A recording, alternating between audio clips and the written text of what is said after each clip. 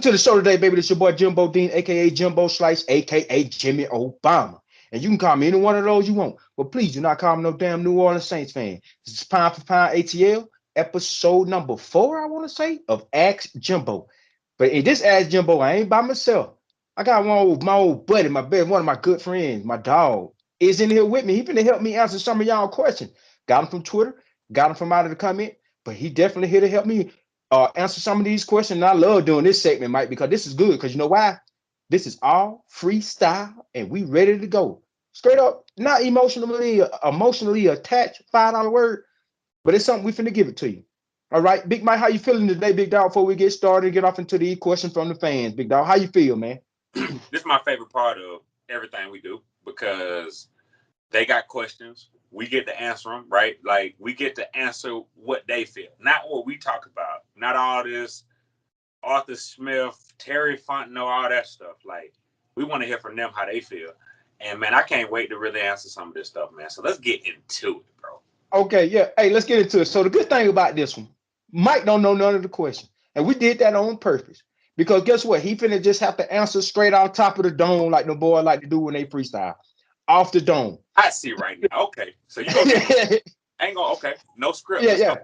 I did it on purpose too. And you welcome. But anyway, man, look here. Y'all like, share, subscribe. We on the way to 5K. We're trying to get there before the season start, man. I love it if you love. I love it if you love it. If you like it, I love it. You got it? Okay. Let's get into question number 1, and that is from D Sloan 96. D Sloan 96. What's up? Pound for Pound ATL. Me and Big Mike. We just, like I always say on Ask Jimbo, we just want to win. At the end of the day, real Atlanta Falcon fans, all we want to do is win, and I don't care how we do it. Because last year we lost in all kinds of ways. If you're a real Falcon fan, you know we lost in all kinds of ways. So we can win in all kinds of ways. I really don't care. And D Sloan 96, since he done sent me a question, I know he feel the same way. D Sloan 96, what's up, baby? Just want to win ball games. All right, first question for D Sloan 96 is say, which player do you think who will make a huge impact on the defense?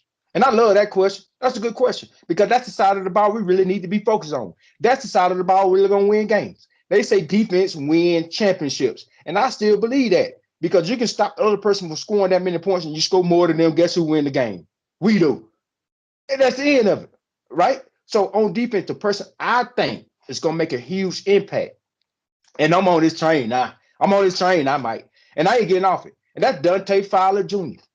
And I say this because he is a vet. This guy know what to do to get it done, man. He don't had a whole offseason to think about it. He don't heard what people said about him last season, and he was banged up. He's finna come back fully healthy, and he finna make some noise. And that contract incentive, he want that money. Dante Fowler Jr. is gonna get his paper, and he's gonna get his paper on the field at the same time. He's gonna make that money. That's my guy. I think is gonna make the hugest impact on defense next year. Y'all just get ready and buckle up because that sack dance he used to do, that thing is coming back, and he's gonna do it more than he ever did it this season. I'm loving Dante Fowler Jr. to make a huge impact on this defense next year, Big Mike. Who's your guy on defense you think gonna make a huge impact? Give it to him, baby. Give it to D Salone 96. Like I said, I tell you right now, D Salone 96, right now. Dante Fowler is still on a milk carton to me right now. So I'm going to go ahead and disagree right up front because the motive there, taking less money is there, but the thing about him is I want to see if he got the mindset to put it all together to really be a dominant force and make people gravitate around him. Because if you're the big money free agent and you come in here with all the money, you got all the hype, all the expectations, people should be gravitating around you. He seemed like he just wanted to be one of the guys. And until he showed me that he can come into an Atlanta Falcons training facility and get those guys to follow him, I'm gonna disagree. Wait a minute. He ain't never showed nothing to you before. You ain't never seen him do this you ain't never seen him dominate the defense in the past, Mike. So come on now. So the NFL is, is the one thing about a pass rusher is you get a lot of plays, right? You get, maybe 30, 40 plays in the game, right? You just got to touch the quarterback one time, or maybe 2 times. Get pressure on him, right? He didn't show the ability to consistently do that. I saw splashes. One of my favorite Dante Fowler plays in a Falcons uniform was when he stopped Adrian Peterson on 4th down big hit, celebrated. You know, you get a chance to see that he kind of nasty, and I like that about him, right? But I'll tell you this: the guy that I think that's going to make the biggest impact on this Falcons defense this year, we don't talk about enough. Michael Walker. He is my guy. Look to take a chance. Listen. His ability to cover allows you to blitz Deion Jones more, right? But his ability to rush the passer allows Deion Jones to cover. Both strengths, right? Right. Mike Walker is the guy, I think, with DNP that, you know, again, he's a guy I kind of watched. He's got safety-like skills, right? So that can either translate to, hey, more putting him on the line, just get after the quarterback because he's an athlete, or, again, putting him, you know, being able to bump some of those slot receivers, throwing them off their routes and stuff like that. He is a guy, I think, that it wouldn't shock me if he, you know, could be potentially a Pro Bowl linebacker within the next year or two. No, come on now. Hold on, man. You're going a little bit too. All right, my guy versus your guy. I see a friendly wager going on here, pound for pound intel between me and Mike when it comes to that question from D Sloan 96. I'm gonna put my guy Dante Fowler versus his guy Michael Walker. Well, Michael Walker, he better show me something. That's all I gotta say about that. Better show me something. Show me something. I got Dante Fowler Jr. though. Anyway, love it. Great question, D Sloan 96. Great question. Great pound for pound ATL fan. Love it. Might disagree with me, but it is what it is. We just here to speak the facts, baby. Just here to speak the facts. Just win. On to the next question is come from Hayden Hughes off of Twitter. Okay, this is pretty long, Hayden Hughes, as y'all can see on the screen. Pretty long. But I'm going to do my best. I dropped out in the 3rd grade, but I think I can handle this. He said, and this is his question from Hayden Hughes. He said, unless something happens to the left guard, Josh Andrews, there go that name again. Is he the starter as of right now? I think everybody's on the same boat when we say that doesn't inspire a lot of confidence. Really don't. And in next year's draft, would you rather draft a trench player or a boundary guy in the 1st round? Now, Josh Andrews' name is being run amok up here in this Atlanta Falcon nation and Atlanta Falcons fan base. Over here, Pound HL, Toby D, that's your guy. We get it. This name is starting to be a name that's just starting to flourish. And I understand that because that left guard position has been so bad that we'll take either name and put it right there, kind of how we did with the Brown and how we did with the other guy. I really don't care about that. This guy done played in all these games, but on started 4. If he was so good, why he ain't still with them? I'm not hearing this, okay? So I'm gonna get to the question. If you want to ask, if you asking Jimmy Obama, aka Jimbo Slice, you asking me that. I'm going boundary. I want corner. I want a corner. I always want a secondary guy in every draft. So Hayden Hughes, hey, look here. I want a corner. There's no question about it. So if you're gonna ask Jimbo Slice a secondary question, guess what? You're gonna get a secondary answer, big dog. The trenches is gonna be the trenches because Arthur Smith is a head of offensive line, that previous offensive line coach. And we got good offensive line coaches over there. We actually have a decent offensive line, Mike. That left guard has been a turnstile. It just has been one of them guys that said, hey, okay, I'm not gonna pat you down. I'm just gonna let you into the club. That's what left guard been. So I'm going boundary.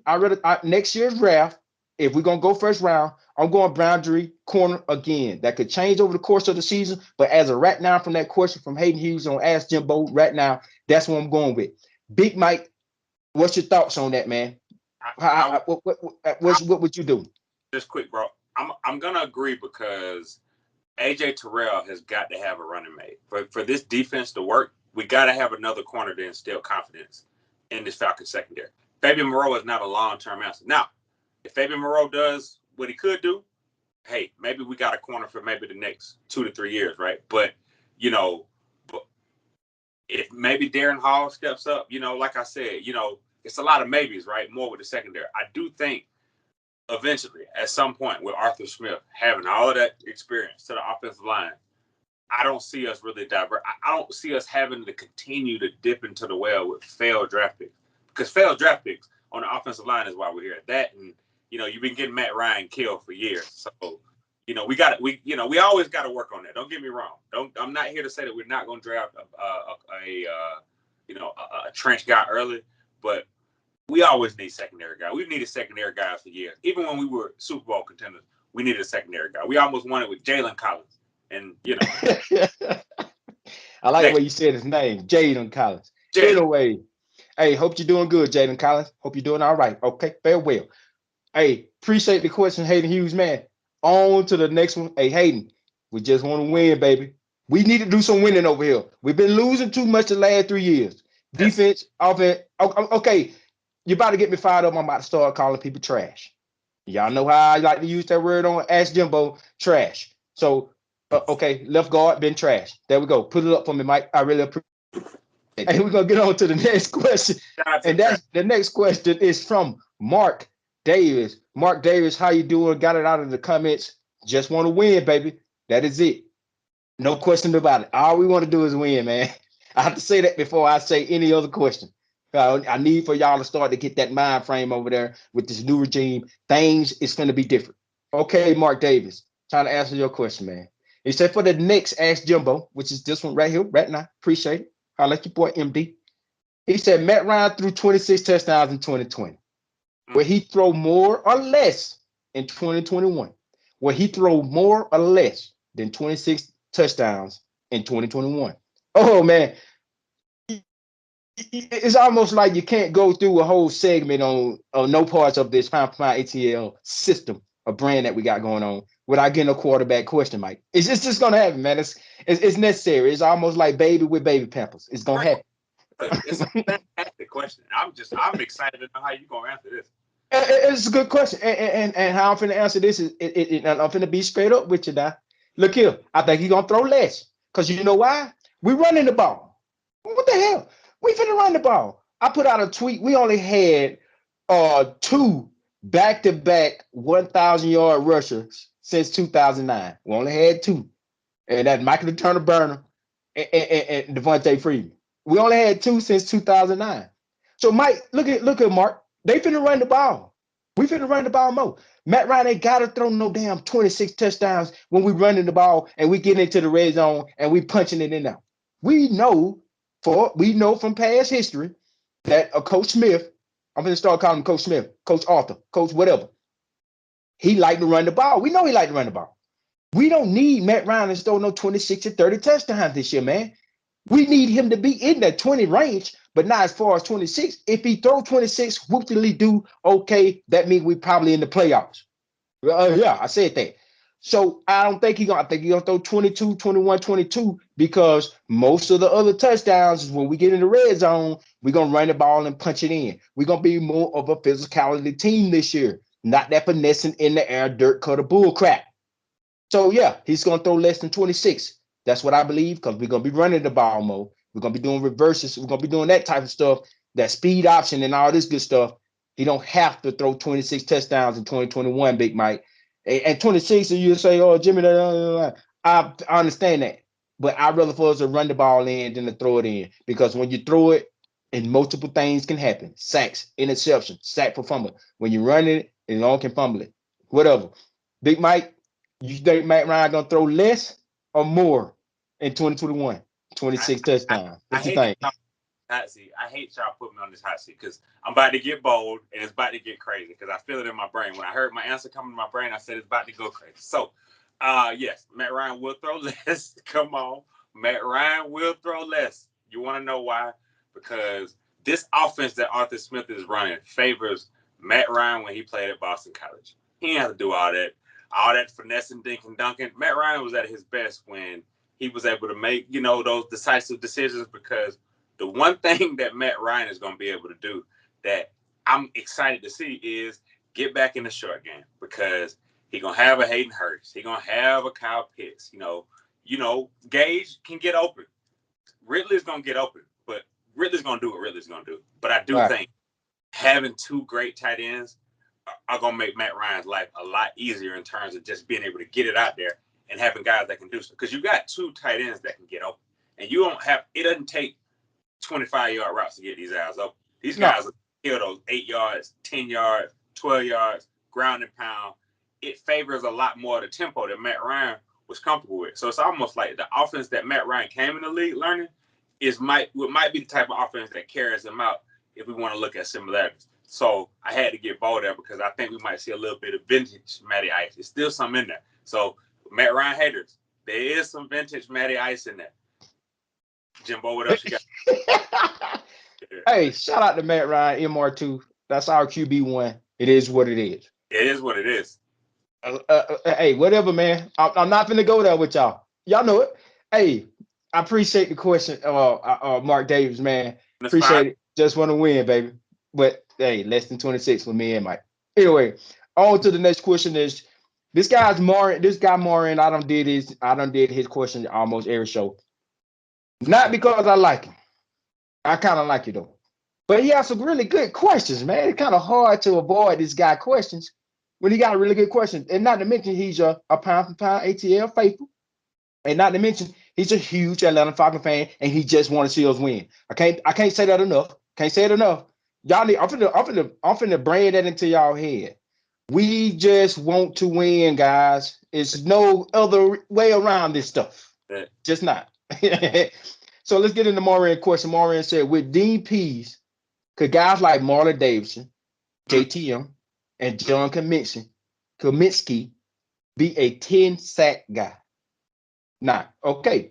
You said Dean Pease defense. Okay, can Marlon Davidson, JTM, and John Kaminsky be a 10-sack guy? Of course. Right? Okay. No. Don't say this. I'm not being biased right now. I'm unbiased. I'm just gonna go and give it to you. Of course you can. Of course one of them can. And I'm finna be bold to go out here and say this, Mike. Go ahead and you can disagree or you can agree. It don't matter. One of these guys are gonna be a 10-sack guy. I'm just telling you. One of these guys you just named is gonna end up with 10 sacks or damn near close. They're gonna be nibbling at the bits because they're gonna be blitzing and they're gonna be coming off the edge freely. They're gonna create some DPs like to create one-on-ones with his guys. No matter who it is, he want to create a one-on-one. Now, can you win that one-on-one?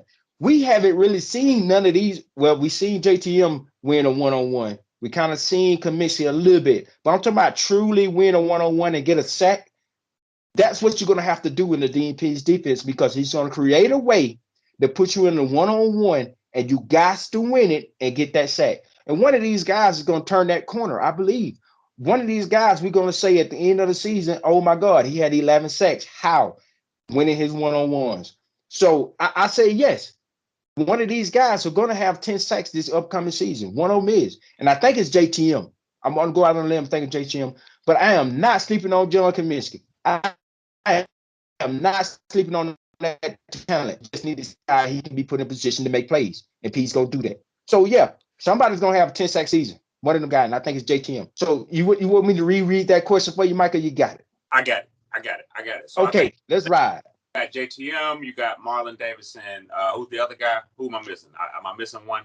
JTM or John Kaminsky. Kaminsky, okay. So, yeah, could they be a 10-sack collective? Absolutely.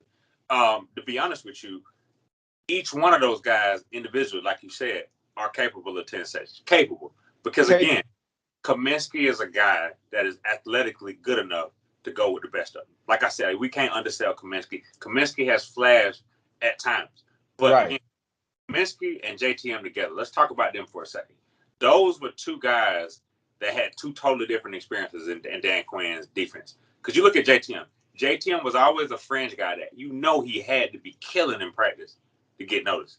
He had to be given everything he had because he was an undrafted, free agent out of UCLA. Tech was there, second, first round guy, big name. And it's probably been like that, since they've been at UCLA. So I'm in a place like this.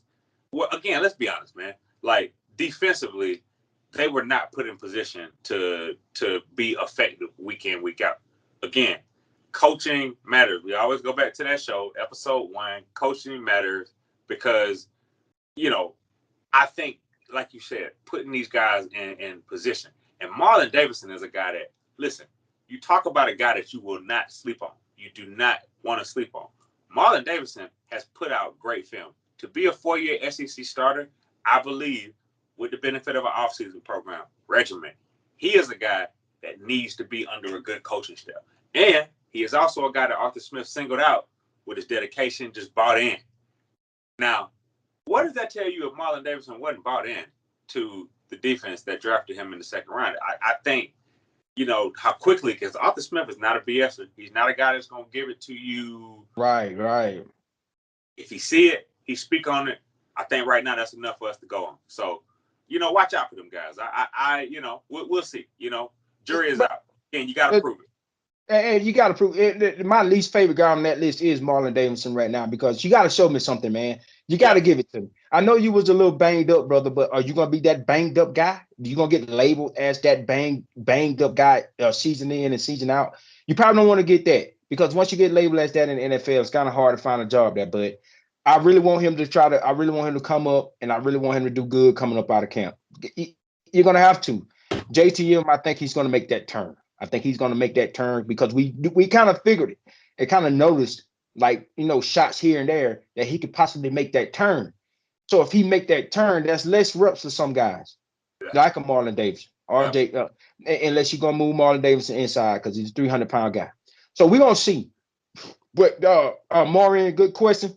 Just want to win. I love it, big dog. Until next time, we're going to holler at you.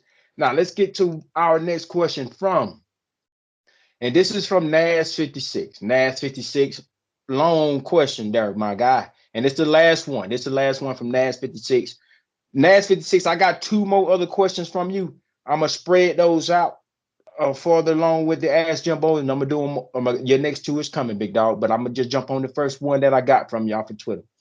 And this is Nas56 question. Just want to win. Nas said, what's up, Jimbo? With Julio on his way out, could we make it harder for opposing defenses to predict whether the ball is going? Similar to not knowing who is blitzing in DP's defense. Maybe you can bring up the question and ask Jimbo Slice, Q&As, Y, and T. Okay. With Julio out, that's the thing. With Julio's out, Julio's gone. Okay, I think that's what you was trying to say, Nad 56. With Julio being out, look here, man, it's wide open. So, and I kind of said this one time before. You can double guard, almost damn near triple team Julio Jones, shut that part of the field down. And it's kind of like, okay, after we get Kevin Ridley his, let him have his, so forth, so on. It's really nobody else really to turn to if somebody can guard our tight end or Double H. So what I'm thinking, right now, you got to guard the whole field. It ain't no one guy you finna key in on. You can kind of key in on Kevin Ridley if you want to. And I'm telling you, that rookie Kyle Pitts is gonna tell you a lie. He gonna rip your clothes off. All right. And then you got Double H, and then you got Russell Gage. And I was hoping a little Christian Blake could be in there, but probably not. I got Olamide Zaccheaus. So you're gonna have to guard the whole field. Go ahead, Mike. What you want to do? Point on me. Get it to me. I ain't even gonna agree or disagree yet. But another guy we don't talk enough about. We got to talk about this guy, Tajay Sharp. It's another guy. Don't lose sight of that guy. Big guy, 6'4" guy, right? That's another guy that's that. Again, potentially he could be Laquan Treadwell-ish, or he could provide value. I think that he still got some good value in this league, and I think in the right system, he can thrive. He's shown the ability to put good tape out there. I think right. You know what? Let's just talk about it, because I agree. I triple agree. Because post-Julio, man, let me tell you something. Hayden Hurst, Kyle Pitts on a crossing route, y'all pick y'all poison, because I can't guard neither one of them. And everybody listening to this podcast, unless you're an NFL cornerback, neither one of y'all can guard that. So until they find an answer to guard that, because it's going to happen. Just like on Madden. Listen, bro, we go play Madden right now. If it's out, I don't even know if it's out. Kyle Pitts out there, Hayden Hurst out there, run the double crossing route. Somebody is going to be open every time. On that note, Jimbo Slice, I don't even want to talk about it, because I do think that this offense is going to overperform. But again, they're going to say we hyping them up. They're going to say, oh, you crazy. Yeah. Blah, blah, blah. But again, man, it's going to be a lot of interesting storylines to watch. And if it come together, we definitely have a playoff team. But again, now we do got our holes. But, hey, every year, teams that know everybody count out, make it work, put it together, and they put themselves in position to make a playoff run. This is a team with the pieces in place to make that happen. Again, we're not overselling y'all, but we are these 2021 Atlanta Falcons.